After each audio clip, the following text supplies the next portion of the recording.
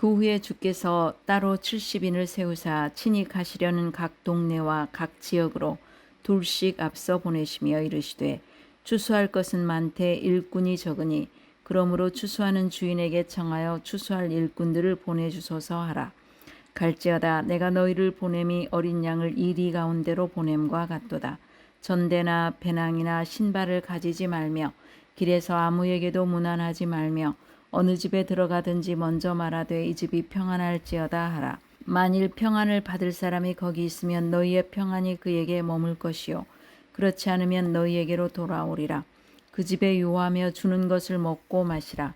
일꾼이 그 삭슬 받는 것이 마땅하니라. 이 집에서 저 집으로 옮기지 말라. 어느 동네에 들어가든지 너희를 영접하거든 너희 앞에 차려놓는 것을 먹고 거기 있는 병자들을 고치고 또 말하기를 하나님의 나라가 너희에게 가까이 왔다 하라. 어느 동네에 들어가든지 너희를 영접하지 아니하거든 그 거리로 나와서 말하되 너희 동네에서 우리 발에 묻은 먼지도 너희에게 떨어버리노라. 그러나 하나님의 나라가 가까이 온 줄을 알라 하라. 오늘 우리에게 주신 말씀은 누가복음 10장 1절로 16절입니다. 추수할 일꾼들을 보내주소서 하는 말씀의 제목입니다. 예수님은 10장에서 이제 사도들만이 아닌 70명의 전도대를 세우심으로 전국 사업을 점차로 확대시키셨습니다. 그러나 이들로도 부족하여 주인에게 일꾼을 보내주시도록 기도하여야 할 것을 가르치셨습니다. 새롭게 교회를 시작하려는 시점에 특별히 우리 교회에게 우리에게 주시는 말씀으로 받아들이시고 기도하시기 바랍니다. 오늘 본문은 복음 전도자의 사명과 하나님 나라의 엄중함을 선포합니다. 주제 말씀은 하나님 나라의 평화와 복음을 전파하는 예수님의 제자들입니다.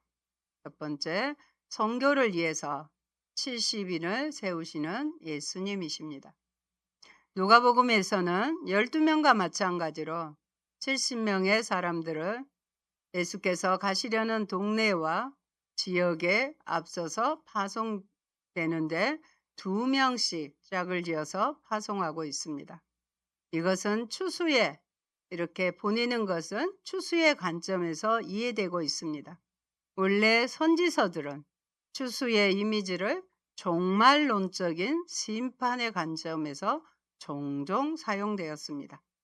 이곳에서는 심판과 구원의 두 가지 아이디어를 더 분명하게 담고 있다고 할 수 있습니다. 70이라는 숫자는 민수기 11장에서 보면 모세를 도울 자로 선발이 됩니다. 또 제2성전기 문헌에서는 열방을 나타내는 숫자로도 이해되었습니다. 아마도 누가는 이 70이라는 숫자를 통해서 예수님으로 인해 전파될 하나님 나라의 복음이 유대에만 국한되는 것이 아니라 전 세계로 열방으로 퍼져나갈 것에 대한 암시를 하고 있는 것으로 보입니다.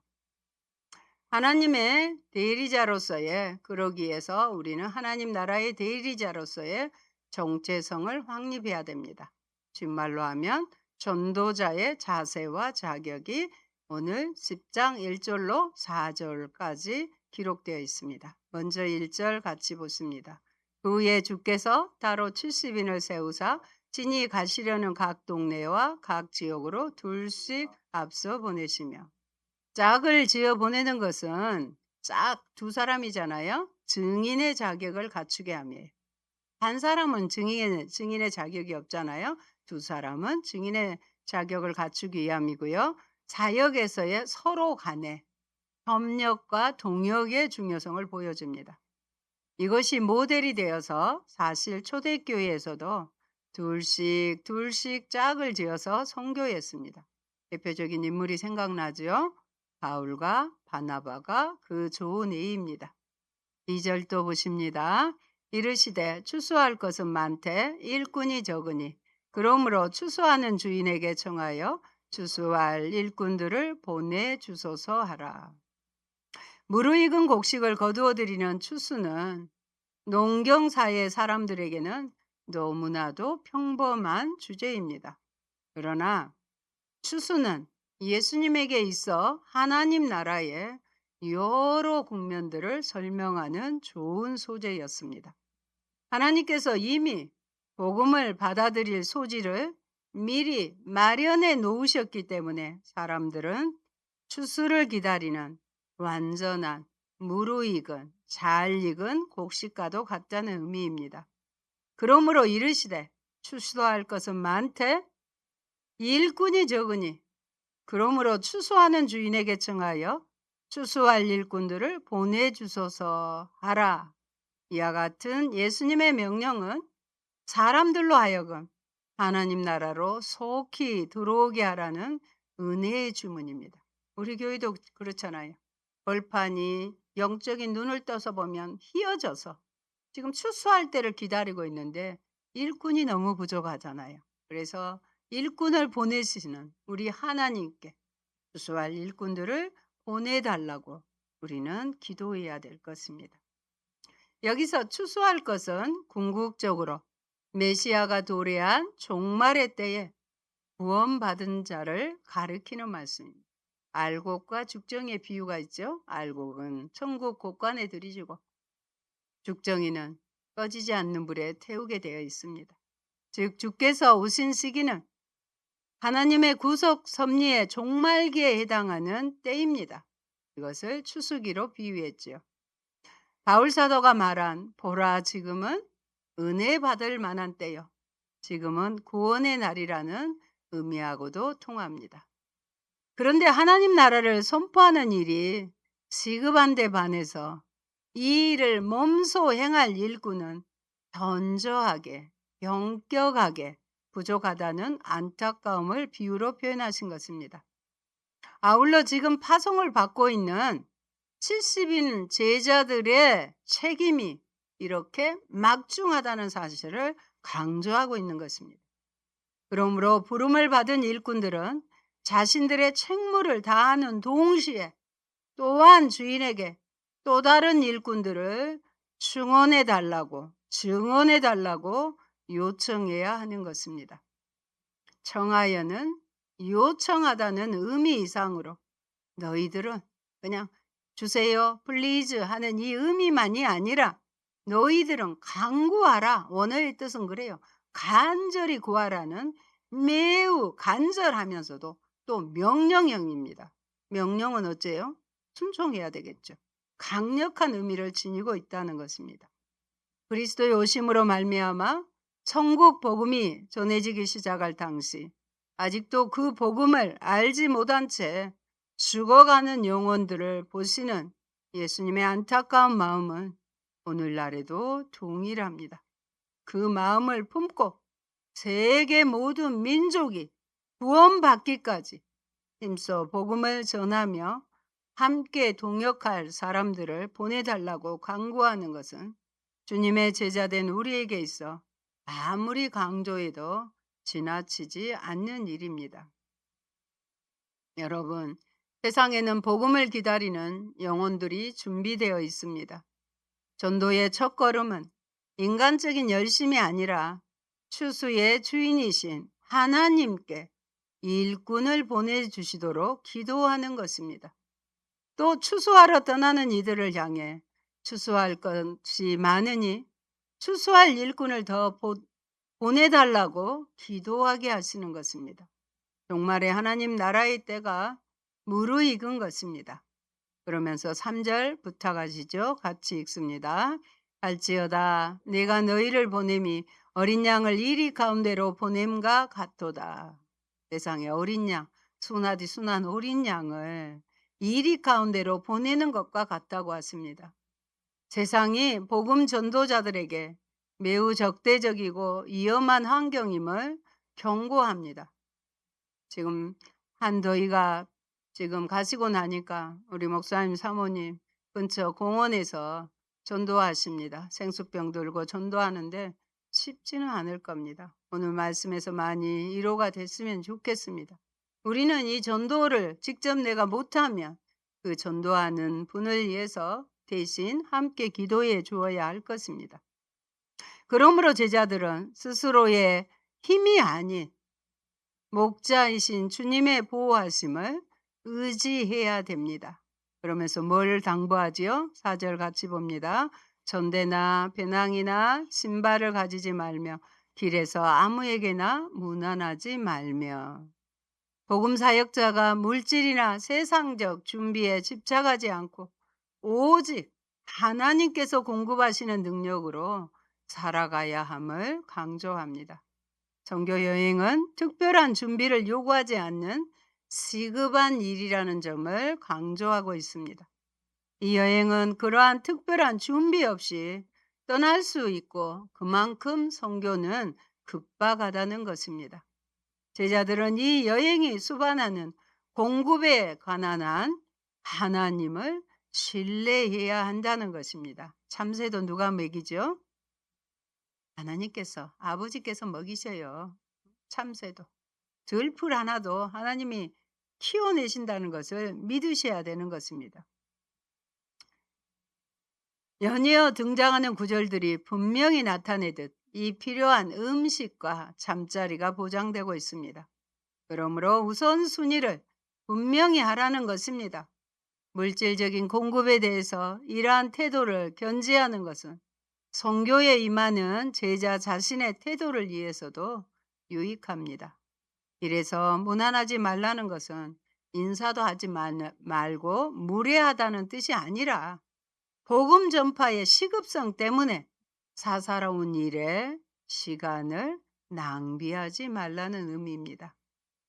여러분, 내 힘과 물질적 준비를 의지하기보다 기탄 없는 기도와 전적인 하나님 의지를 우선하십시오.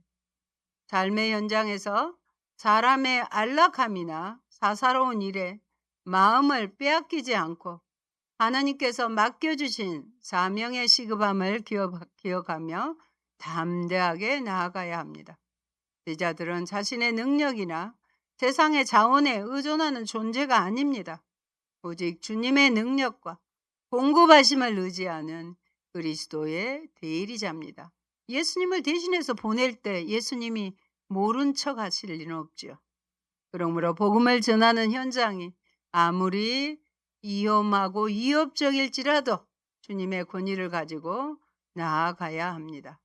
둘째, 평화와 하나님 나라의 선포와 그에 따른 응답입니다. 12절까지 말씀입니다. 5절 먼저 읽을까요? 어느 집에 들어가든지 먼저 말하되 이 집이 평안할지어다 하라. 샬롬. 인사를 선포하라는 것입니다. 전도자는 가는 곳마다 평안을 빌어야 합니다. 복음은 평화의 메시지이며 복음을 영접하는 자는 그 평안을 누리게 됩니다. 8절, 9절, 2절 같이 또 보십니다.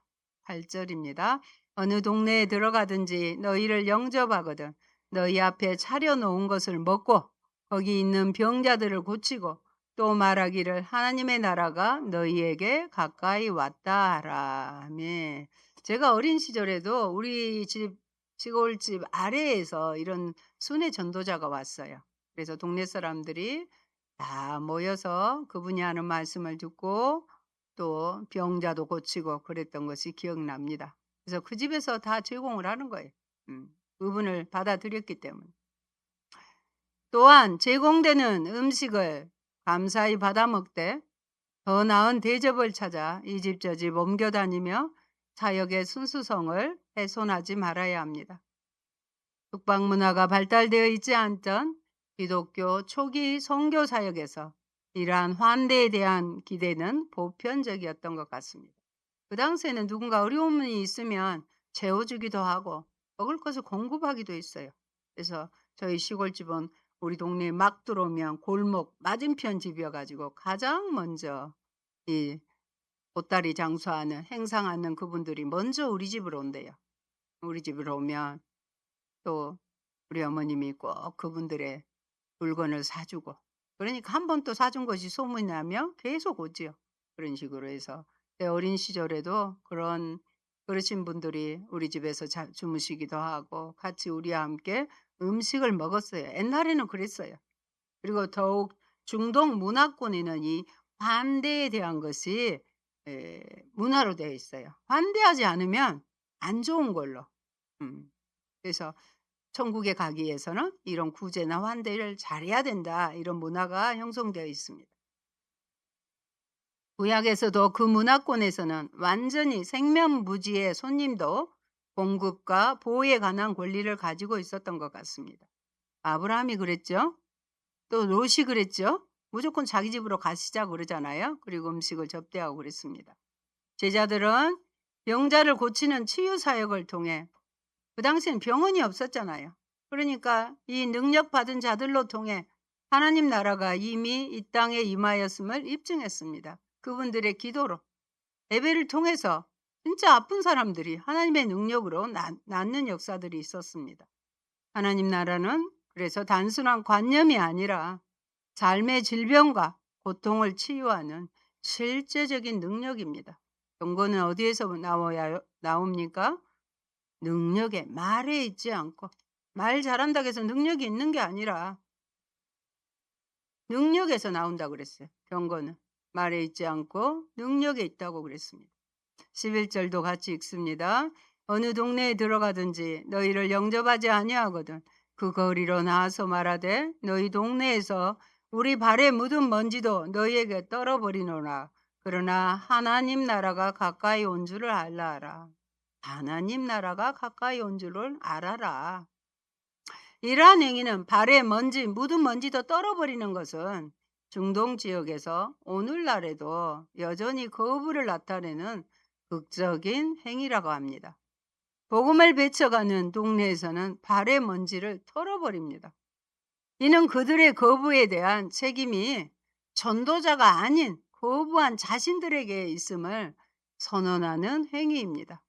그럼에도 불구하고 마지막 하나님 나라가 가까이 왔다. 이 진리 자체는 변함없이 아무리 안 받아들여도, 당신들이 아무리 그렇게 해도 하나님 나라는 가까이 왔다. 변함없이 선포해야 되는 것입니다. 이러한 선포를 남기고 떠남으로써 그들로 하여금 회개할 수 있는 기회 자체를 봉쇄하지는 않습니다. 그러므로 하나님 나라의 도래를 선포하는 것이 전도자들의 임무입니다. 듣든지 안 듣든지 전하는 책임이 우리에게 있다는 것입니다. 전도자들은 그들을 거부하는 사람들에게까지 하나님 나라의 도래와 복음을 듣지 않으면 안 된다는 사실을, 엄연한 사실을 증거함으로써 전도자로서의 사명을 다해야 하는 것입니다. 그냥 씨를 뿌리는 거예요. 씨는 아무데나 뿌리면 되잖아요. 거기에서 땅에서 싹을 내는 것은 그 씨에게 달려 있는 것입니다. 복음을 받아들이는 자에게는 병고침과 참된 하나님 나라의 평안을 가져다 주지만, 거부하고 배척하는 자에게는 돌이킬 수 없는 엄중한 심판을 가져옵니다. 사랑하는 여러분, 만나는 모든 사람에게 우선적으로 평안과 축복을 전달하는 자가 되십시오. 내 삶의 자리, 가정과 직장과 이웃에서 아파하는 이들을 돌보고 섬김으로써 하나님 나라의 사랑과 능력을 실제적으로 보여주어야 합니다. 거절이나 꼭 배척을 당하더라도 낙심하지 말고 결과는 누구에게? 하나님께 맡기십시오. 세 번째, 복음을 거부하는 자에 대한 경고와 전도자에게 주신 하나님의 권위입니다. 12절, 13절 같이 보십니다. 내가 너희에게 말하노니 그날에 소돔이 그 동네보다 견디기 쉬우리라. 와 있을진저 고라시나 와 있을진저 벳세다야 너희에게 행한 모든 권능을 두로와 시돈에서 행하였더라면 그들이 벌써 베옷을 입고 제에 앉아 회개하였으리라. 아멘. 하나님 나라가 완전히 이루어지는 날은 그것을 받아들인 사람에게는 축복과 생명의 날이요, 동시에 그것을 거부한 자들에게는 저주와 사망, 곧 심판의 날이 됩니다. 그러므로 그날은 하나님 나라가 완전히 도래하는 날, 곧 심판의 날을 가리킵니다.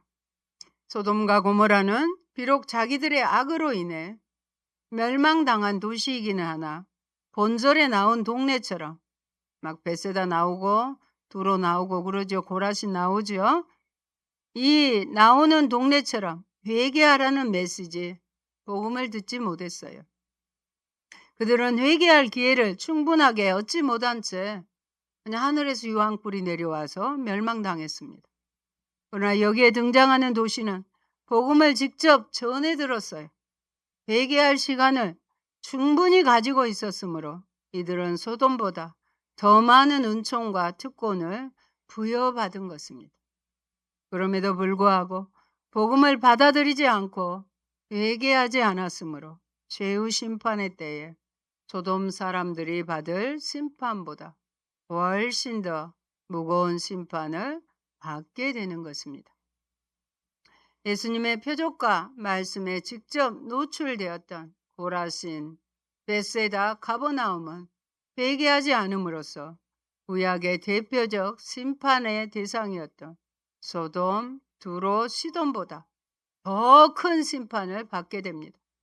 은혜와 특권이 컸던 만큼 그것을 거부한 자에게 물으시는 책임 역시 엄중한 것입니다. 성도 여러분, 만일 여러분이 하나님으로부터 더 많은 은혜와 축복을 받았다면 교만할 것이 아니라 오히려 더욱 두려워하며 겸손히 행하시기 바랍니다. 그리고 자랑하려거든 사도 바울처럼 모든 것을 주 안에서 자랑하되 오히려 자신의 약한 것을 자랑하고 주님의 십자가와 복음을 자랑하시기 바랍니다. 그리하여 주님이 주신 축복에 합당한 열매를 맺으시기 바랍니다. 우리의 하나님은 많이 받은 자에게는 더 많은 것을 찾는 분임을 잊어서는 안 될 것입니다. 마지막 16절 같이 보실까요? 너희 말을 듣는 자는 곧 내 말을 듣는 것이요 너희를 저버리는 자는 곧 나를 저버리는 것이요 나를 저버리는 건 자는 나 보내신 이를 저버리는 것이라 하시니라. 아멘. 이게 전도자에게 주신 권위예요. 권위. 전도를 했어. 복음을 전했어. 내 말을 듣는 것, 내가 전한 말을 듣는 것은 예수님의 말을 듣는 거예요. 내 말을 듣지 않아. 그것은 예수님의 말을 저버린 것이고 예수님을 이 땅에 보내신 하나님을 저버린다는 것입니다. 어마어마한 거예요. 그리고 사실은 이 시간에도 부족하지만 저를 통해서 지금 세상 이야기하고 있지 않잖아요. 하나님 말씀을 대신 전하고 있는 것입니다. 그 말씀을 받아들이는 것은 하나님을 받아들이는 거라 오늘 말씀에 빗대어 그렇게 말씀할 수 있습니다. 저버리는 것이요는 하나님 나라 복음을 거절한다. 이런 단순한 사건이 아니에요. 이전에 하나님과 맺은 언약적인 체결 자체를 무효화시키는 의미를 함축하고 있습니다. 결국 구원에서 제외된다는 거예요. 구원받은 백성이 될 수 없다는 겁니다. 천국에 결코 들어갈 수 없다는 것입니다. 나 보내신 이도 예수께서 역시 하나님 나라의 선포의 사명을 띠고 예수님도 하나님으로부터 보내심을 받은 자라는 말이 됩니다. 또 보내심을 받은 자의 의미가 뭐예요? 사도라는 의미죠. 보내심을 받은 자라는 헬라어의 의미입니다. 그러므로 제자들과 예수님은 공통적으로 하나님에게서 보냄을 받은 셈이며 제자들과 예수님의 권위는 하나님에게서부터 도출되는 것입니다. 그래서 인간의 소리로 쉽게 들어서는 안 되는 거예요. 그러므로 제자들은 단순한 메시지 전달자가 아니라 그리스도의 대리자, 어려운 말로 정권 대사입니다.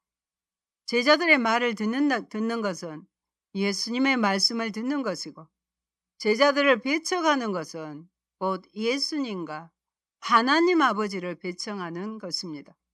전도자는 자신의 능력이 아닌 나를 보내신 분의 권위로 담대히 이런 권위를 받았기 때문에 복음을 전해야 합니다. 여러분, 복음을 영접하는 자들이 주는 것을 먹고 거기 머물며 병자를 고쳐주고 하나님 나라의 도래를 선포하라고 하십니다. 복음을 전하는 자들은 영접할 때 이미 임한 하나님 나라의 권능을 경험하기 시작할 것입니다. 하지만 영접하지 않으면 벌써 심판 아래 있게 되며 주님의 나라에 참여하지 못할 것입니다. 더 많이 받은 이들에게 더 많은 것을 요구하십니다. 주님이 임하신 권위에 어울리게 충실한 복음의 대언자가 되어야 하나님 나라에 참여할 수 있습니다. 그러므로 이미 받은 은혜와 말씀의 특권을 당연하게 여기지 말고 매일의 삶 속에서 겸손히 회개하십시오. 동시에 우리는 주님의 대리자로 부름받았음을 기억하여 세상의 시선에 이축되지 않고 주님의 권위와 자부심을 가지고 당당하게 복음을 삶으로 살아내야 합니다. 어제 커피를 만드니라고 교회 안에서 했더니 얼마 동안 커피 냄새가 진동을 했습니다. 우리 믿는 자는 세상 가운데서 예수님의 향기로 나타나야 되는 거예요. 가만히 놔둬도 지가 막 커피가 냄새를 풍기는 게 아니라 그냥 그 자체로 냄새가 나는 것처럼 예수님의 향기가 되어야 되고요. 우리는 예수님의 편지가 되어야 할 것입니다. 교회는 주님의 보호 안에 있고 제자들은 주님이 동행하는 자들입니다. 임마누엘 하세요. 세상 끝날까지 함께 하신다고 했잖아요. 그래서 두려워할 것도 없고 기죽을 것도 없습니다. 예법상의 겸손함은 갖추어야 하겠지만 비굴하거나 소심해야 할 필요는 없습니다. 세상에서 가장 존귀하신 하나님을 선포하는 일이니 믿음으로 당당하게 선포합시다.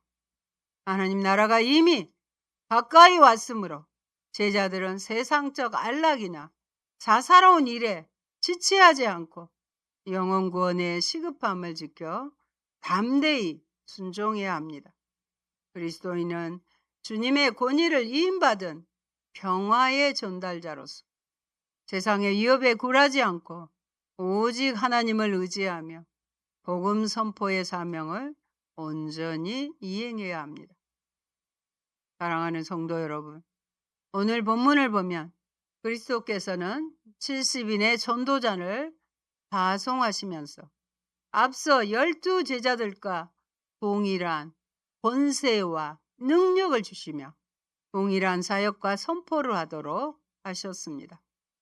그리고 그들이 전하는 복음을 거부하는 자는 주님, 곧 당신을 거부하는 것과 동일시하셨습니다. 또한 우리 모든 성도들은 다 같은 하나님의 종이요 대사로서 이 땅에 엄중한 사명을 띠고 파견된 존재들입니다. 따라서 우리 모두는 하나님 나라를 대표하는 자들답게 의연하고 당당한 모습으로 그리고 하늘의 권세로서 천국의 진리를 선포함으로써 하나님의 영광과 그리스도의 의를 이 땅에 드러내도록 해야 할 것입니다. 아멘. 할렐루야. 고마우신 아버지, 이 땅에 추수할 휘어져 벌판이 휘어져 추수 때를 기다리고 있으므로 추수할 일꾼들을 보내달라고 기도하라고 하시면서 12 제자로는 부족하여 70명의 전도대를 파송하는 것을 봅니다. 하나님, 우리 또한 하나님께서 세상 가운데 불러서 하나님을 대리하는 대사로서 정권 대사로서 하나님의 복음을 전하게 하옵소서.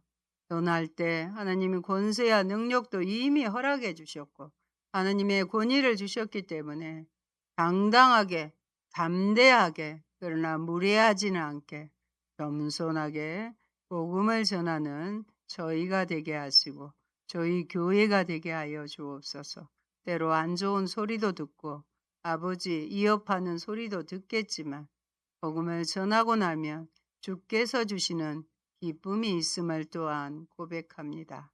하나님, 죽어가는 영혼들, 하나님, 죽음의 심판 앞에 매몰려 있는 그들을 향하여 평화의 복음을 다 전하여 구원의 길, 생명의 길로 인도하는 저희로 사용하여 주옵소서.